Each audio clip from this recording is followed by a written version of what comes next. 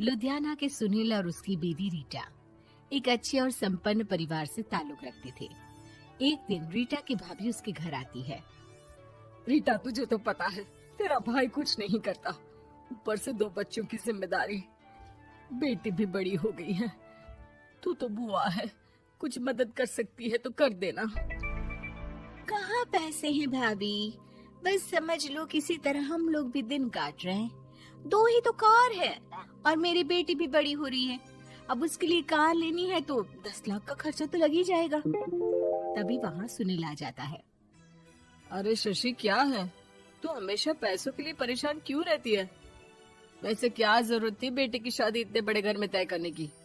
अरे पैसे नहीं थे तो ऐसे ही कर देती कहीं शादी। इतने बड़े होटल में क्यों कर रही है शादी?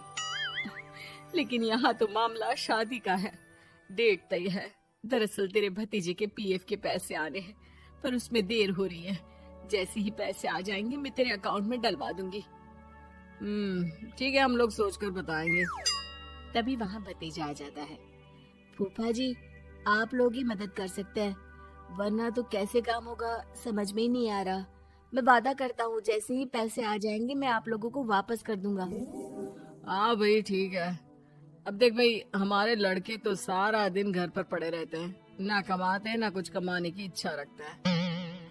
लेकिन चल, ये ले, कितने पैसे चाहिए? जी 4 लाख रुपए। ठीक है, लेकिन पैसे ध्यान से वक्त पर वापस लौटा देना। सुनील मुसीबत के वक्त बीवी के भतीजे की मदद तो कर देता है, लेकिन उन लोगों के जाने के बाद देख ले रीटा, तेरे मायके वालों ने मांगा तो दे दिया, वरना इन लोगों का मुझे कोई भरोसा नहीं है। अरे क्यों भरोसा नहीं है? इससे पहले तो कभी इन लोगों ने आपसे मदद भी नहीं ली। हाँ, ली तो नहीं, लेकिन पैसे की किल्लत ही रहती है ना इन लोगों के पास। अरे ठीक है ना, नहीं लौटा पाए तो भतीजे के ससुराल से निकाल देंगे। सुना है बड़े घर में शादी हो रही है। सुनील और रीटा पैसे तो दे देते हैं, लेकिन अगले रोज ही। हाँ भाई साले साहब, क्या हाल है? ठीक हूँ जीजा जी। क्या बात है, सालों बाद आपका फोन, जरूर कोई बात होगी, बताइए ना।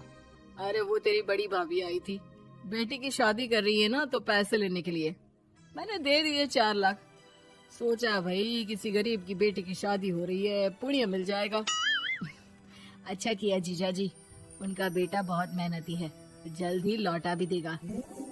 वहीं रीटा भी फोन करके हर किसी को पैसे देने की बात करती है। रीटा की भाभी शशि के पास उसके भाई का फोन आता है। तूने सुनील से पैसा लिया है क्या? नहीं भाई, सिर्फ बात की है, बोल तो रहा है कि दे देगा।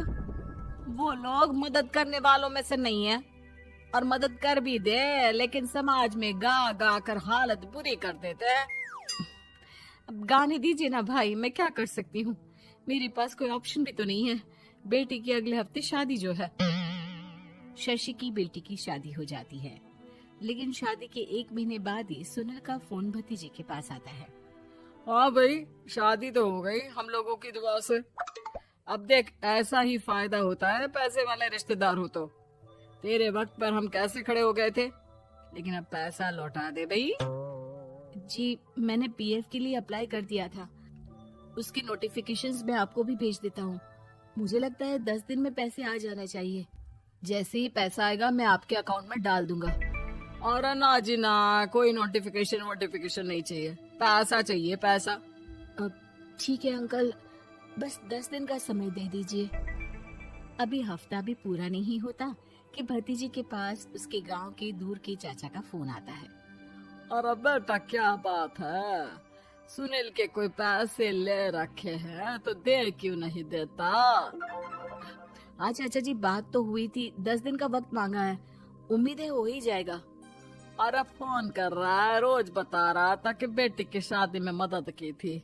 अब क्या है ना, भले ही शादी 10 दिन रोक देते, लेकिन सुनील से मदद नहीं लेनी चाहिए थी। याद है ना, मधु की मदद करके कितना बदनाम कर दिया था उसने पूरे घर को सोसाइटी में। हाँ चाचा जी, मैं भी यही सोच रहा था कि उन लोगों से मदद नहीं लेनी चाहिए थी। कई लोगों के फोन आ चुके हैं। वहीं रीटा अपनी भाभी को फोन कर देती है। क्या है भाभी, कब पैसे लौटाओगी? पता है ना ये कितना बोल रहे थे, तुम्हारे बोलने पर मैंने पैसे दिए हैं। भाभी अब तो आपके बेटे की कार बेच दो और हम लोगों के पैसे दे दो। अरे लेकिन रीटा, बात तो 3 महीने की हुई थी ना, अभी तो 2 महीने भी नहीं हुए पैसा लिए, थोड़ा तो सब्र करो। नहीं नहीं भाभी, वैसे मेरा बेटा टिक्कू आ रहा है आप लोगों के घर रहने के लिए, उसको अच्छे से खिलाना पिलाना, समझी। भाभी को समझ में नहीं आता कि वो क्या करे। वो बेटे से बात करती है। अरे माँ, इन लोगों से मदद लेकर सच में बहुत बड़ी गलती कर दी। मुझे खुद समझ में नहीं आता कि कैसे इन लोगों के पैसे जल्द से जल्द दे दूं। तभी डोरबेल बजती है और रीटा का बेटा टिक्कू घर में आता है। आओ बेटा, मामी के घर पहली बार आए हो रहने। आप पापा बोल रहे थे कि आप लोग पैसे का ब्याज तो दे नहीं पाओगे, तो तब तक मैं यहीं रह लूं। और हाँ, मैं एसी के बिना नहीं सो पाता। आप लोग अपना देख लेना और पैसे जल्दी लौटा देना, क्योंकि मैं थोड़ा जल्दी जाना चाहता हूँ। रीटा का फोन शशि के पास आता है। भाभी, पैसे कब तक दोगे? बेटी की विदाई के बाद शशि के घर का माहौल बिल्कुल बदल जाता है। वो हर वक्त बेटे से उसके पीएफ के पैसे पूछती, और पीएफ यानी कि सरकारी काम। आजकल में पूरा 1 महीना और बीत जाता है। भाभी, मैं और ये अमेरिका जा रहे हैं, घूमने के लिए पैसों की बहुत जरूरत है। रीटा, मैं पूरी कोशिश कर रही हूँ कि जल्द से जल्द पैसे का इंतजाम कर दूं, लेकिन पक्का नहीं बोल सकती। तभी सुनील का फोन भतीजे के पास आता है। देख माना 3 महीने की बात हुई थी पैसे लौटाने के लिए, लेकिन अभी मुझे पैसों की काफी जरूरत है। मैं अमेरिका जा रहा हूँ, तो पैसे मैंने किसी से ब्याज में पकड़ लिए हैं। तू हर महीने 4 लाख का 20,000 ब्याज डाल देना मेरे अकाउंट में।